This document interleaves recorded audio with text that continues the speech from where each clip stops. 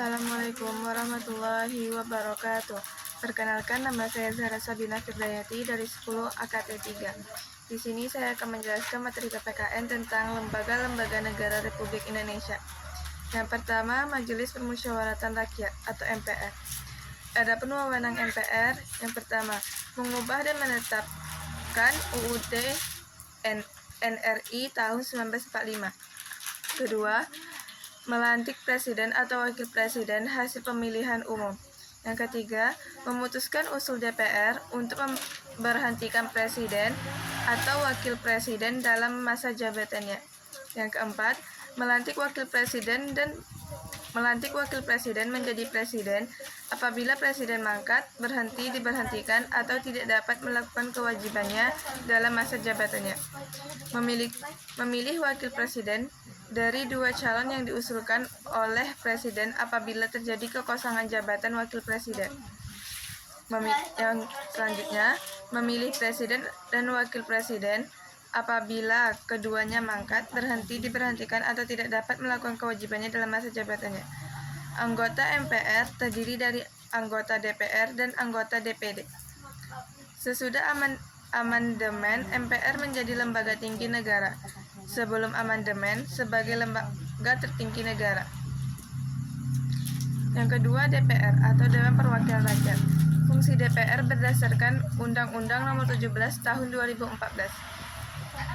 Fungsi legislatif yaitu membentuk undang-undang.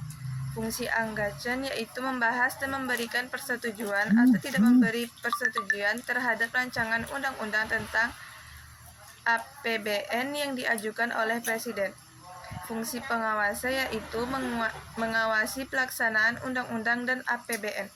Anggota DPR dipilih secara langsung melalui pemilu. Jumlah anggota DPR adalah 560 orang. Masa jabatan DPR 5 tahun berakhir. Yang ketiga, DPD atau Dewan Perwakilan Daerah. Tugas DPD adalah mengajukan RUU kepada DPR, membahas RUU dan mengawasi pelaksanaan undang-undang, memberikan pertimbangan kepada DPR atas rancangan undang-undang APBN serta rancangan undang-undang. DPD merupakan lembaga sebagai perwakilan atau utusan dari daerah. DPD merupakan penyalur aspirasi keragaman daerah. Anggota DPD dipilih 4 orang dari setiap provinsi melalui pemilu. Kekuasaan eksekutif, lembaga yang menjalankan undang-undang. Yang keempat, presiden memegang kekuasaan pemerintah, mengajukan rancangan undang-undang kepada DPR, menetapkan persatuan pemerintah dan lain-lain. Dalam menjalankan tugas sebagai kepala negara dan kepala pemerintahan, presiden dibantu oleh wakil presiden dan para menteri dan para menteri-menteri koordinator. Ada tiga, yaitu bidang politik, hukum, dan keamanan. Kementerian Departemen ada 20 dan Kementerian Negara ada 10. Kementerian Negara Riset dan Teknologi, Koperasi dan UKM dan UMK. Lingkungan hidup, pemberdayaan perempuan dan perlindungan anak, aparatus negara dan reformasi. Kekuatan yudikatif, tahu lembaga peradilan. Yang pertama, Mahkamah Agung. Wewenang Mahkamah Agung yaitu mengadili pada tingkat kasasi, menguji peraturan perundang-undangan di bawah undang-undang terhadap undang-undang, memeriksa dan memutus perkara, memberi nasihat dan pertimbangan hukum, mengawasi lembaga peradilan di bawahnya. Mahkamah Agung merupakan lembaga peradilan tertinggi. Tingkat lembaga peradilan di Indonesia: Mahkamah Agung, Peradilan Umum, Peradilan Agama, Peradilan Militer, Peradilan Tata Usaha Negara. Selanjutnya, Mahkamah Konstitusi.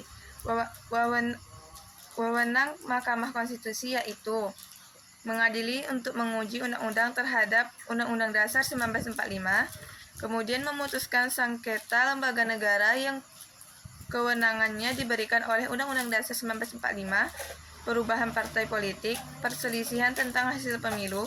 Kemudian Mahkamah Konstitusi terbentuk sesudah amandemen Undang-Undang Undang-Undang Dasar 1945 beranggota 9 orang yang diajukan oleh Mahkamah Agung, DPR, dan Presiden masing-masing 3 orang. Selanjutnya, Komisi Yudisial. Tugas Komisi Yudisial yang pertama, mengembangkan sistem pendidikan kualitas hakim. Mereka mendasikan promosi dan mutasi hakim. Konstitusi Komisi Yudisial terbentuk sesuatu amandemen Undang-Undang Dasar 1945 diatur dalam pasal 24B untuk mewujudkan peradilan yang mandiri, bebas dari pengaruh penguasa maupun pihak lain. Sekian dari saya. Wassalamualaikum warahmatullahi wabarakatuh.